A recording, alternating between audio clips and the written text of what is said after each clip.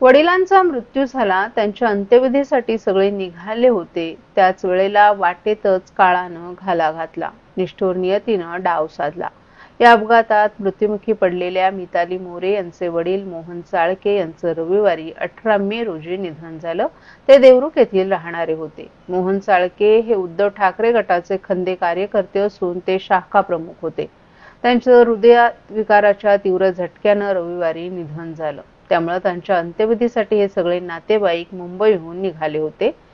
वडिलांचं निधन झालं. अंत्यविधीसाठी मुलगी नातेवाईकांसोबतच निघाली होती. देवरुख कर्ली येथील मोहन चाळके यांचं रविवारी हृदयविकाराच्या तीव्र झटक्यानं निधन झालं. वडिलांच्या अंत्यविधीसाठी मिताली मोरे आणि तिचं कुटुंबीय नातेवाईक निघाले होते.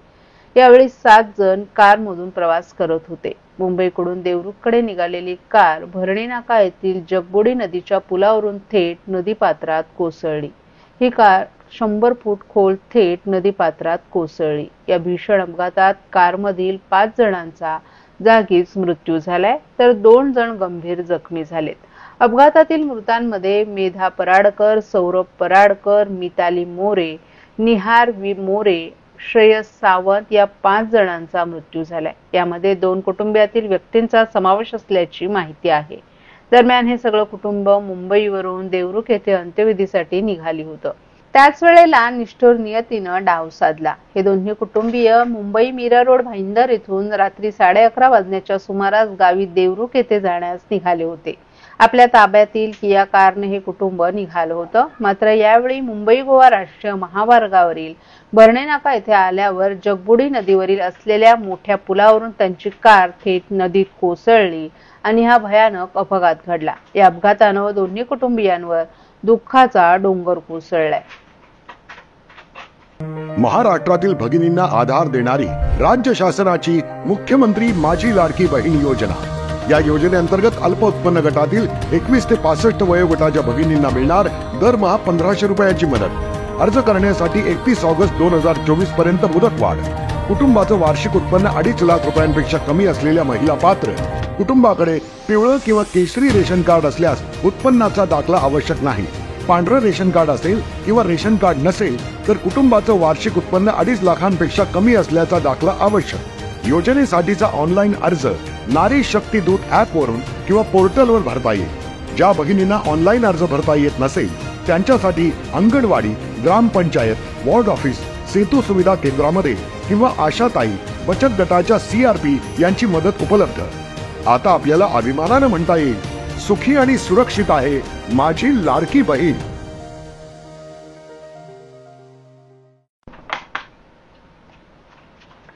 बावीस एप्रिल 2025 रोजी दहशतवाद्यांनी काश्मीरमधील पहलगाम येथे भारतीय पर्यटकांवर हल्ला केला. या हल्ल्यात 26 निष्पाप पर्यटकांना आपला जीव गमवावा लागला. यानंतर भारतीय लष्करानं ऑपरेशन सिंदूर अंतर्गत पाकिस्तानातील 9 दहशतवादी तळ उद्ध्वस्त केली आहेत. याच ऑपरेशन सिंदूर नंतर आता राज्यात वेगवेगळ्या शहरात तिरंगा रॅलीचं आयोजन केलं जाते. शिवसेना ठाकरे गटाकडून ठाण्यात तिरंगा सन्मान यात्रेचं आयोजन करण्यात आलं होतं. पहलगामच्या हल्ल्यानंतर दहशतवाद्यांची नशा उतरवून भारतीय सैन्यानं पराक्रम करून दाखवलाय. या युद्धात भारतीय सैन्याचा सिंहाचा वाटा असल्यानं सैनिकांचं मनोबल उंचावण्यासाठी रविवारी शिवसेना उद्धव बाळासाहेब ठाकरे पक्षाच्या वतीनं ठाणे शहरात तिरंगा सन्मान यात्रा काढण्यात आली. यावेळी हिंदुस्तान जिंदाबाद, वंदे मातरम, भारत माता की जय या घोषणेनं संपूर्ण ठाणे दुमदुमून गेलं. शिवसेना ठाकरे गट नेते माजी खासदार राजन विचारे, जिल्हाप्रमुख केदार दिघे यांच्यासह अनेक शिवसैनिक या बाईक रॅलीत सहभागी झाले होते. गेल्या आठवड्यात भारतीय वीर जवानांनी दहशतवाद्यांना चांगलाच धडा शिकवला. या पराक्रमाची देशभर कौतुक केलं जात असून दहशतवादी हल्ल्याचा बदला घेतलेल्या जवानांवर सर्वत्र कौतुक केलं जात आहे. यापुढे दहशतवाद्यांनी तोंड वर काढलं तर त्यांची नांगी ठेचू असा इशारा देणाऱ्या जवानांच्या पाठीमागे शिवसेना परिवार सदैव उभा राहील असा विश्वास यावेळी राजन विचारे यांनी व्यक्त केला. दरम्यान हिंदुस्थानी सैन्याच्या सन्मानार्थ तिरंगा सन्मान यात्रेत शेकडो देशभक्त हातात तिरंगा घेऊन वंदे मातरम, भारत माता की जय, पाकिस्तान मुर्दाबादच्या घोषणा देत होते. या यात्रेची सुरुवात धर्मवीर आनंद दिघे यांच्या शक्तीस्थळापासून झाली. त्यानंतर पुढे डॉक्टर बाबासाहेब आंबेडकर पुतळा, जांभळी नाका, भंडाराळी, अष्टविनायक चौक, ज्ञानसाधना कॉलेज, वागळे चेकनाका, किसन नगर, Wagle circle, Lokmanya Nagar depot, Manpada, Anand Nagar, Hiranandani estate, Manorama नगर, गोल्डन डाईज नाका, श्रीरंग, राबोडी, उथळसर मार्गे, टेंभी नाका, चरई, राममारुती रोड, नौपाडा, हरिनिवास, पाचपाकाडी, चंदनवाडी मार्गे शहीद उद्यानाजवळ यात्रेची सांगता करण्यात आली. जवळपास 3 तास सुरू असलेल्या तिरंगा सन्मान यात्रेत ठाण्यात देशभक्त वातावरण निर्माण झालं होतं. पावसाळ्यात सखल भागात पाणी तुंबण्याचे प्रकार ठाण्यात अनेक ठिकाणी घडतात. या पाण्याचा तात्काळ निचरा व्हावा आणि जीवित वित्तहानी टळावी यासाठी अशा ठिकाणी आता सीसीटीव्ही कॅमेरे बसवण्यात येणार आहेत. विशेष म्हणजे या परिसरात सेन्सरही बसवण्यात आले आहेत. त्यामुळे यंदा अशा भागात संकटाची तीव्रता कमी जाणवेल अशी शक्यता व्यक्त होते. पाणी साचण्याच्या ठिकाणांची ठाणे महापालिकेनं सर्वेक्षण करून एक यादी तयार केली आहे. या ठिकाणी मान्सूनच्या काळात पाणी साचू नये म्हणून आतापासून ठाणे महापालिकेनं कंबर कसली आहे. याचाच भाग म्हणून या सर्व ठिकाणी 5 ते 25 HP क्षमतेचे पंप पाणी काढण्यासाठी बसवण्यात येणार आहेत. 14 सखल ठिकाणांपैकी कोणत्याही ठिकाणी मान्सूनच्या काळात जर एका विशिष्ट पातळीनंतर पाणी साचू लागल्यास धोक्याचा इशारा देणारा अलार्म वाजणार आहे. त्यासाठी या ठिकाणी सेन्सर देखील बसवण्यात आले असल्याची माहिती देण्यात आली आहे. ज्याने महापालिकेच्या आपत्ती व्यवस्थापन विभागाला या ठिकाणी पाणी साचू लागल्याची सूचना मिळेल. त्यामुळे पुढील उपाययोजना करणं अधिक सुलभतेचं होणार आहे, जेणेकरून या सर्व ठिकाणी मोठ्या प्रमाणात धोक्याच्या पातळीच्या वर पाणी साचणार नाही याचीही दक्षता घेतली जाणार आहे. मान्सूनच्या काळात पूर परिस्थिती उद्भवल्यास बोटीही महापालिकेनं सज्ज ठेवल्यात. यामध्ये खासगी मालकीच्या 17 आणि महापालिकेच्या 5 अशा मिळून 22 लहान मोठ्या बोटींचा समावेश असणार आहे. यामध्ये साध्या, पॅडल, मशीन बोट आदींचा समावेश असून मशीन बोटमध्ये 25 व्यक्तींचा एकाच वेळी बचाव करता येऊ शकणार आहे. सध्या खासगी बोटी मासुंदा तलाव येथे, कचराळी, हरियाली तलाव, जेल तलाव, रेवाळे, कोलबाड, कळवा, आंबे घोसाळे, कौसा, खिडकाळे आणि दिवा दातुली येथे या बोटी सज्ज ठेवण्यात आल्या आहेत.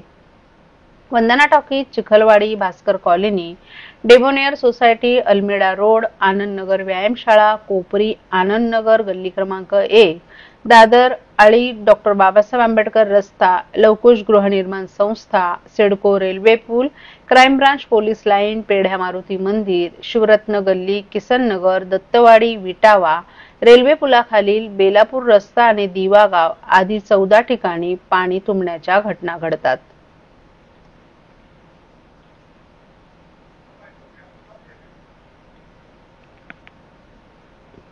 देशाच्या सीमांवरील तणावपूर्ण वातावरणाच्या पार्श्वभूमीवर वीर जवानांच्या सन्मानार्थ आणि राष्ट्रीय एकतेचा जागर सुरू ठेवण्यासाठी काल भारतीय जनता पक्षाच्या वतीनं ठाण्यात तिरंगा पदयात्रा मोठ्या उत्साहात पार पडली.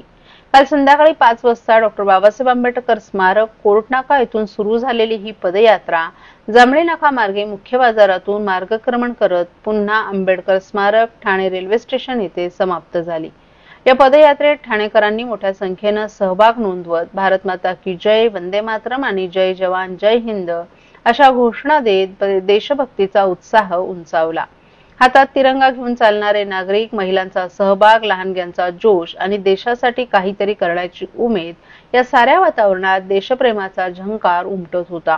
पंतप्रधान नरेंद्र मोदी यांच्या प्रभावी नेतृत्वाखाली पार पडलेल्या ऑपरेशन सिंदूर या अभियानाच्या पार्श्वभूमीवर भारताच्या सामर्थ्याचा जागतिक प्रभाव अधोरेखित झाला आहे. त्याचप्रमाणे ठाणेकर नागरिकांनीही देशासाठी योगदान देणाऱ्या जवानांचा आदर व्यक्त करत एकत्र आणण्यासाठी हे आयोजन यशस्वी केलं. या पदयात्रेचं आयोजन भारतीय जनता पक्षाचे ठाणे शहर जिल्हा अध्यक्ष संदीप लेले यांच्या पुढाकारानं करण्यात आलं होतं. यावेळी भाजप नेते माजी खासदार विनय सहस्त्रबुद्धे, आमदार संजय केळकर, निरंजन डावकरे, माजी अध्यक्ष संजय वाघोले, माजी नगरसेविका मृणाल पेंडसे, उपाध्यक्ष डॉक्टर राजेश मडवी, रमेश आंबरे तसंच इतर मान्यवर पदाधिकारी आणि कार्यकर्तेही मोठ्या संख्येनं उपस्थित होते. आयोजित करण्यात आली आहे. निर्गुण हत्या पाकिस्तानच्या आतंकवाद्यांनी भारतीय सामान्य नागरिकांची केली. त्यानंतर भारताच्या जवानांनी, भारताच्या सरकारने अत्यंत खंबीर पावलं उचलत पाकिस्तानातील आणि POK मधील आतंकवादी तळ उद्ध्वस्त करून टाकले. त्याची चित्र आता बाहेर येत आहेत. पहिल्या दुसऱ्या दिवशी आपल्याला फार काही दिसलं नाही, पण आता आपण दिसतंय. पाकिस्तानमधनं बलुचिस्तान पण आता फुटायला सुरुवात झाली आहे. पाकिस्तानच्या 3, 13 आणि 12 वाजायची पाळी आली आहे. भीक मागायची त्यांची परिस्थिती आहे आणि ते भारताशी 47 पासून आज सगळ्यात चाळे करतायत. आता भारतीय नागरिकांनी एकजूट दाखवली पाहिजे. सरकारने जे पाऊल उचललं, सैनिकांनी जे शौर्य दाखवलं, त्याला मानवंदना देण्यासाठी ठाणेकर नागरिकांतर्फे नागरिकांच्या बॅनर खाली, कुठलाही राजकीय पक्ष इथे नाही. आता आम्ही कार्यकर्ते आहोत, आम्ही येणार, आम्ही पुढाकार घेतलेला आहे, परंतु राजकीय पक्षाच्या बॅनर खाली न घेता ठाणेकरांची तिरंगा पदयात्रा अशी संकल्पना ही आहे. आणि याच्या अंतर्गत आपण बघत असतात हजारो नागरिक आज आलेले आहेत. 5 ते 6 हजार नागरिक येण्याची अपेक्षा आहे आणि उत्स्फूर्त लोकांनी प्रतिसाद दिलेला आहे. आणि हे केवळ आणि केवळ सैनिकांना मानवंदना द्यावी, त्यांनी केलेल्या कृत्याचा भारत देशातील आम्हा नागरिकांना सार्थ अभिमान आहे. आणि मोदी सरकार असेल किंवा भारत सरकार असेल, त्यांनी जी कठोर भूमिका घेतली, लेचेपेचेगिरी करत बसले नाहीत, पानसट धोरणं घेत बसले नाहीयेत, बोटचेपेगिरी त्यांनी केली नाही. जिथे गरज आहे तिथे त्यांनी खंबीर पाऊल उचललं आणि आतंकवाद्यांना नेस्तनाबूत केलं. सिंदूर ऑपरेशन यशस्वी झालं आणि त्यामुळे त्याचा एक उत्साह, आनंद आणि सैनिकांना मानवंदना देण्यासाठी आज हजारो ठाणेकर नागरिक पदयात्रा काढत आहेत. डॉक्टर बाबासाहेब आंबेडकरांचा पुतळा हे ठिकाण आम्ही निवडलंय, ज्यांनी घटना निर्माण केली आणि तिथपासून ते स्टेशनला पुन्हा बाबासाहेब आंबेडकरांचा पुतळा या ठिकाणी आम्ही आजचा समारोप करणार आहेत. माझ्यासोबत विनय सहस्रबुद्धे आहेत, माजी खासदार निरंजनजी डावखरे आहेत, आमदार नारायण पवार, ज्येष्ठ नगरसेवक संजयजी वाघुले.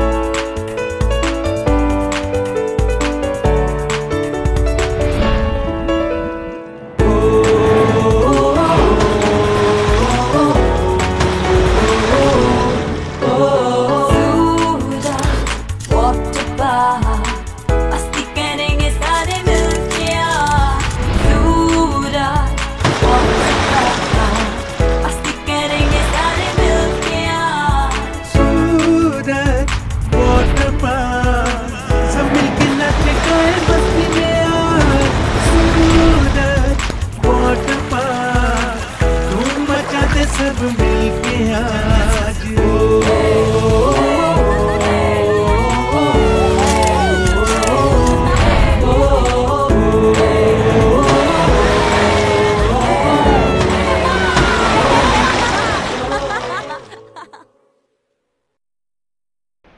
निविदा प्रक्रियेमुळे अडलेले 160 इलेक्ट्रिक बसेसचा मार्ग अखेर मोकळा झालाय. ठाणे महापालिकेच्या परिवहन प्रशासनाकडून निविदा जाहीर करण्यात आली आहे.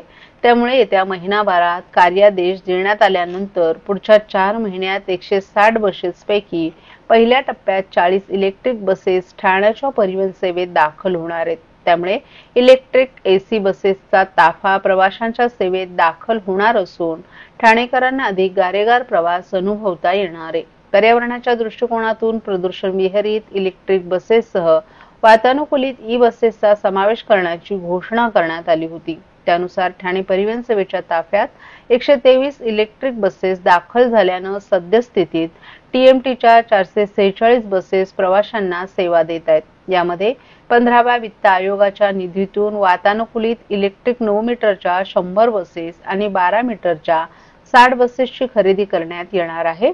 यासाठी प्रशासनाने निविदा प्रक्रिया राबवली होती. मात्र ठेकेदारांनी जादा दराची अपेक्षा ठेवल्यानं परिवहन व्यवस्थापनाने फेरनिविदा काढली. दरम्यान येत्या 4 महिन्यात ठाणे परिवहनच्या ताफ्यात पहिल्या टप्प्यात 40 बसेस दाखल होणार असून उर्वरित बसेस टप्प्याटप्प्याने दाखल होणार असल्याची माहिती परिवहन प्रशासनाकडून देण्यात आली आहे. तब्बल 10 वर्षांनंतर उल्हासनगर वासियांना इलेक्ट्रिक बसेसची ही भेट मिळणार आहे. येत्या काही महिन्यात पालिकेच्या परिवहन सेवेच्या दिमतीला 100 इलेक्ट्रिक बसेसची एंट्री होणार असल्यानं प्रवाशांना गारेगाव प्रवासाचा अनुभव घेता येणार आहे.